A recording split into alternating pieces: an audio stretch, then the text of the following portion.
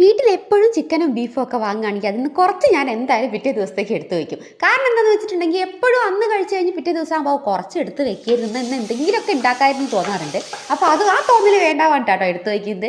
അപ്പോൾ ഇപ്രാവശ്യം ബീഫ് വാങ്ങിയപ്പോൾ ഞാൻ കുറച്ച് അതേപോലെ എടുത്ത് വെച്ചു. അങ്ങനെ എടുത്ത് വെച്ച് നോക്കുമ്പോൾ പിറ്റേ ദിവസം ഞങ്ങൾ അതേപോലെ കപ്പ വാങ്ങിയിട്ടുണ്ടായിരുന്നു കേട്ടോ.